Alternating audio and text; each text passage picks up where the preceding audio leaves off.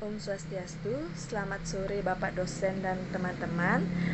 Kami dari kelompok 4 akan memaparkan materi tentang transaksi utang piutang perusahaan induk dan anak dan penyusunan raca konsolidasi. Baik, sebelum ke materi, alangkah baiknya saya akan memperkenalkan anggota kelompok terlebih dahulu.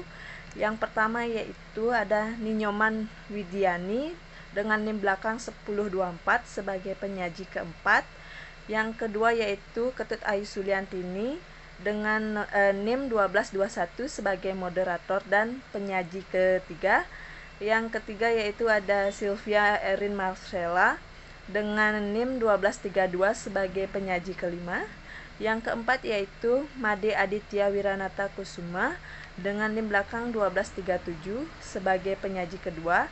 Dan yang terakhir yaitu Gede Panji Satya Putra dengan NIM belakang 1269 sebagai penyaji pertama. Baik, untuk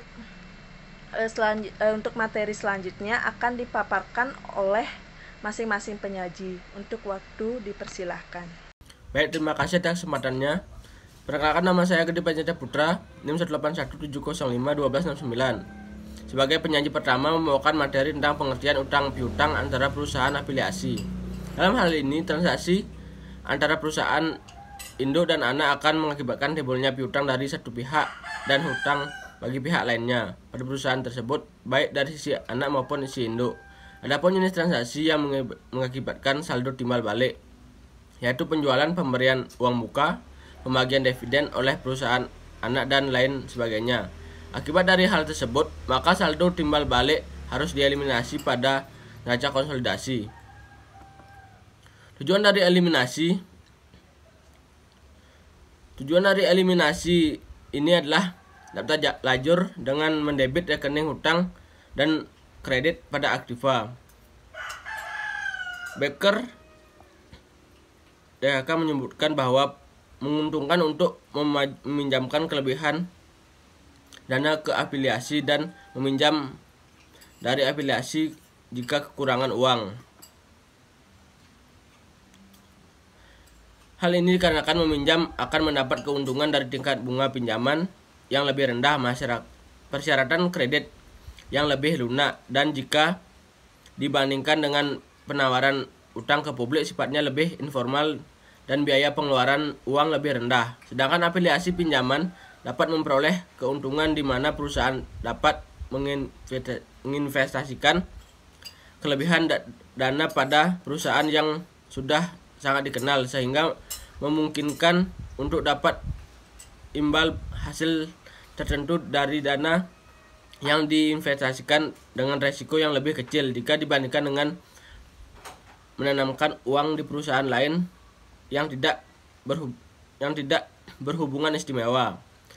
Selain itu, estimasi gabungan juga mendapat keuntungan di mana induk perusahaan atau afiliasi lain dapat meminjam untuk keseluruhan entitas pada setiap afiliasi meminjam uang langsung ke pasar modal. Baik, sekian pesan dari saya, akan dilanjutkan oleh teman saya.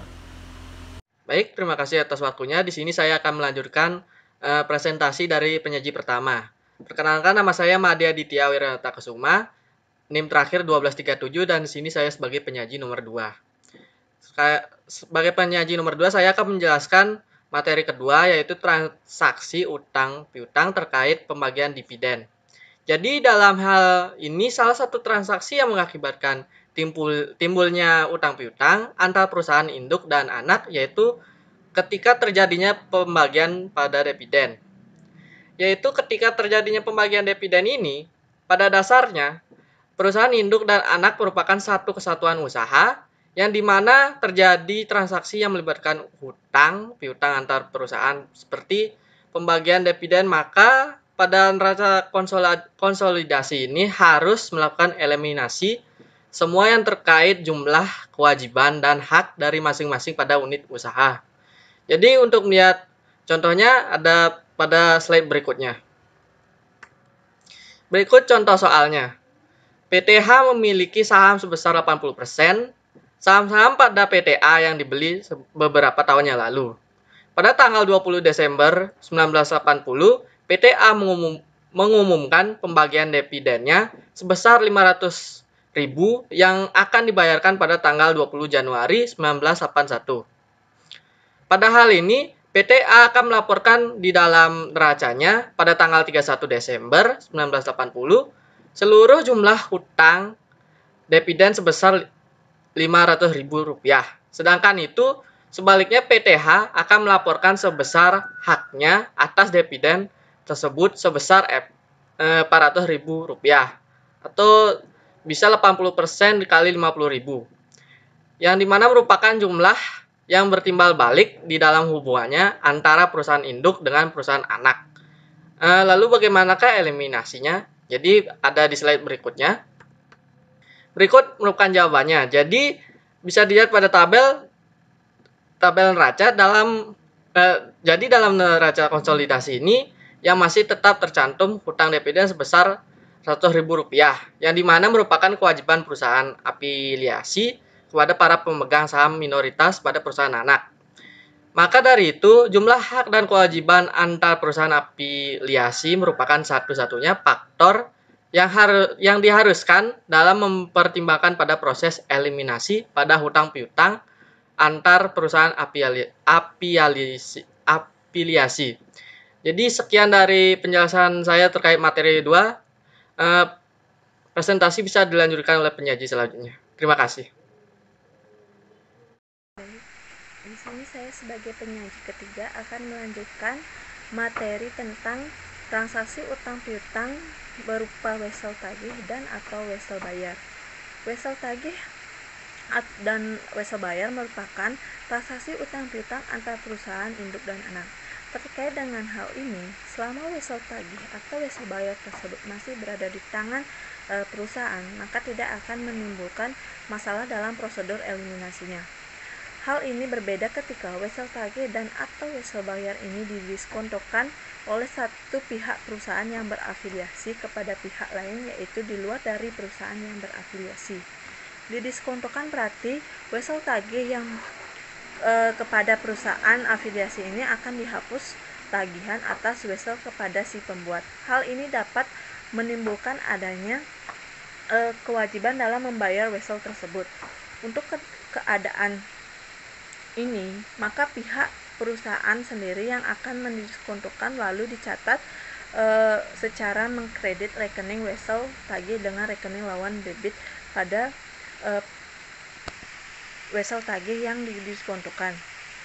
Oleh karena perusahaan afiliasi merupakan satu kesatuan usaha, maka akan menimbulkan kewajiban untuk membayar wesel, sehingga dalam penyusunan neraca konsolidasi ini akan mengikuti sebuah ketentuan, yaitu sebagai berikut.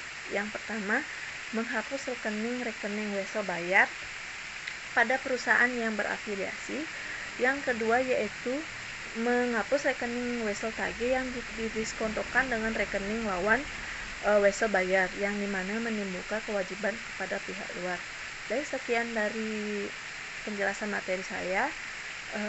Untuk materi selanjutnya akan dijelaskan oleh penyaji berikutnya. Terima kasih. Perkenalkan, nama saya Ninyoman Widiani dengan NIM 1024. Di sini saya sebagai penyaji keempat akan mempresentasikan materi mengenai transaksi utang piutang berupa pemilikan obligasi. Dalam hal ini, menurut Yunus dan Harnanto 2018, bahwa selain transaksi jual beli barang dagang, jasa maupun fasilitas-fasilitas produksi, maka akan sangat memungkinkan terjadinya transaksi surat utang atau obligasi dari suatu perusahaan oleh perusahaan lain dalam lingkungan afiliasi.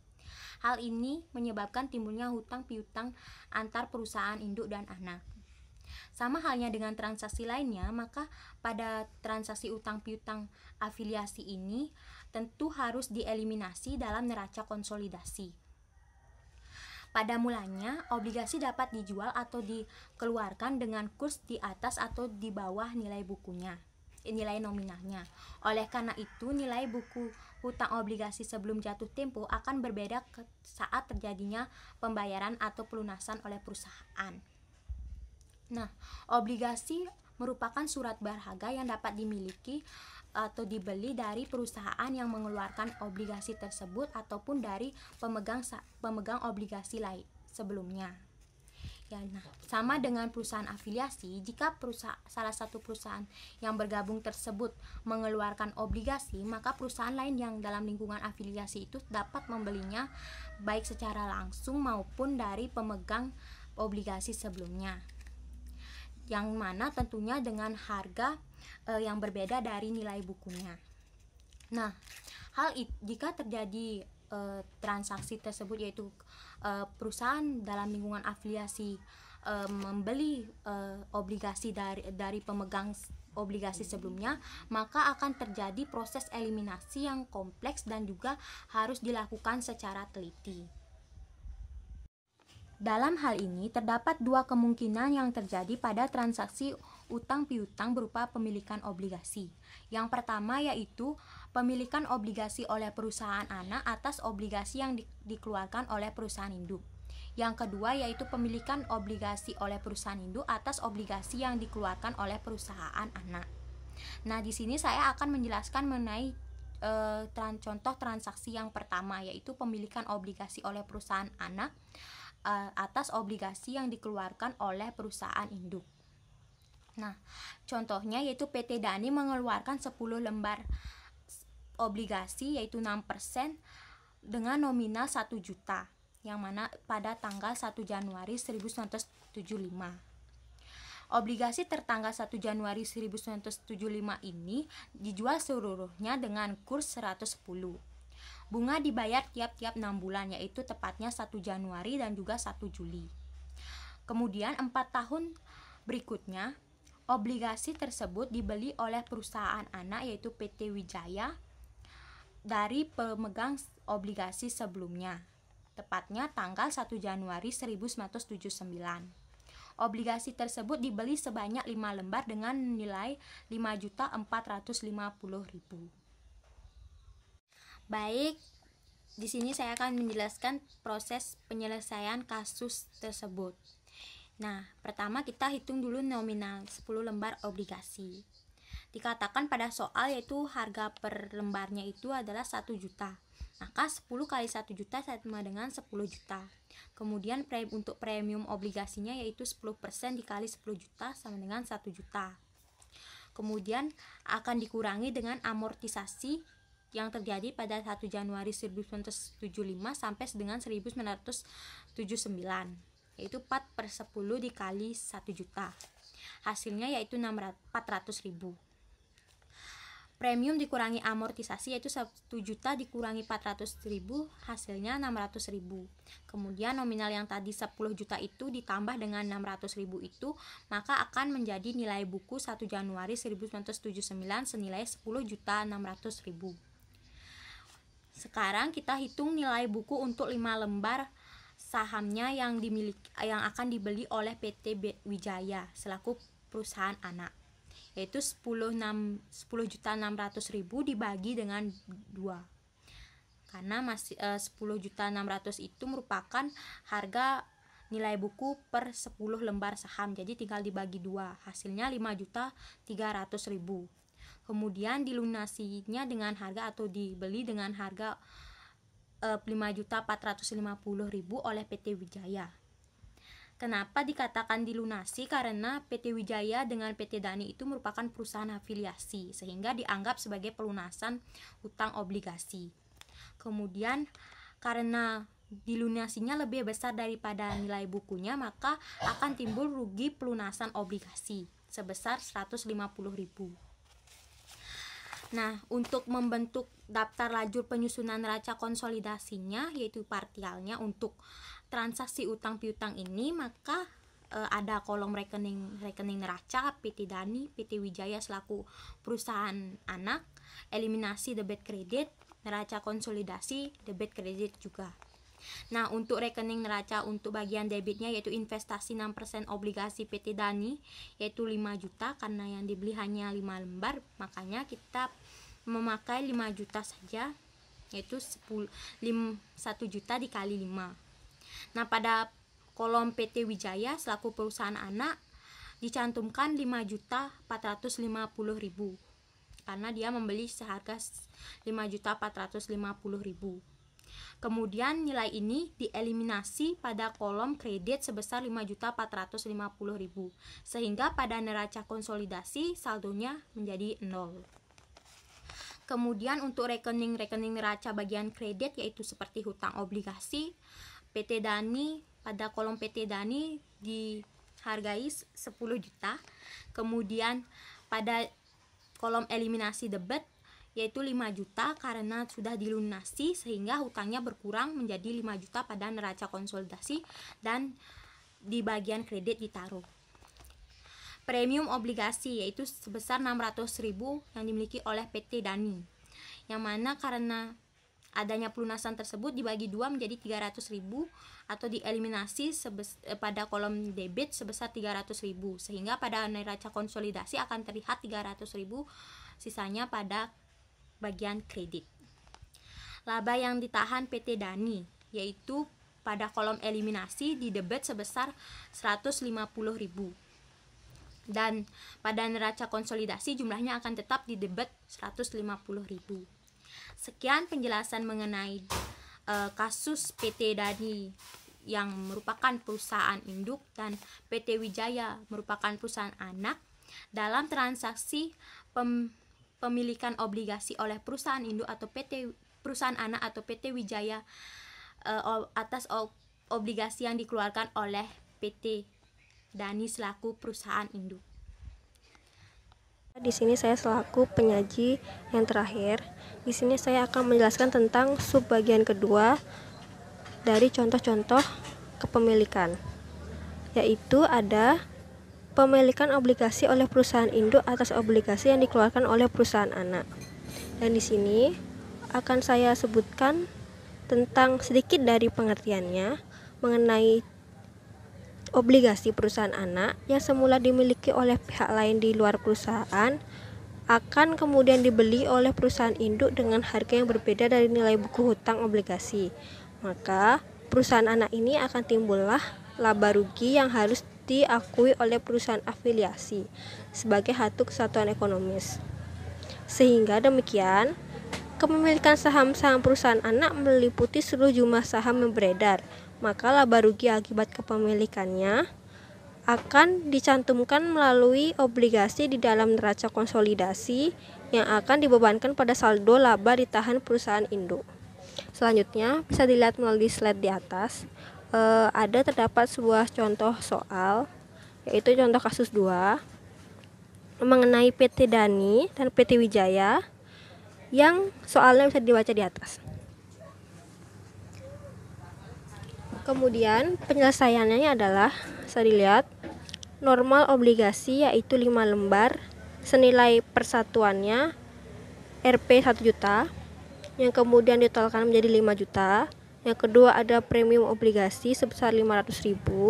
Selanjutnya ada amortisasi premium yaitu per 1 Januari 1975 sampai dengan 1 Januari 1979 sebesar Rp200.000 yang berasal dari 4/10 kali 500.000.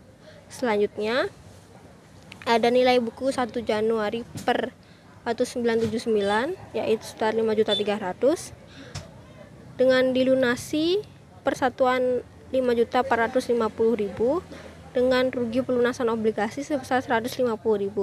Nah, dalam hal ini rugi yang terjadi sebesar 150.000 tersebut akan dialokasikan ke dalam PT Dani yaitu induk dan sebesar 37.500 atau 25% kepada PT Wijaya selaku perusahaan anak. Nah, prosedur ini itu akan terjadi akibat kepemilikan obligasi oleh PT Dani yang merupakan pelunasan terhadap utang obligasi dari PT Wijaya.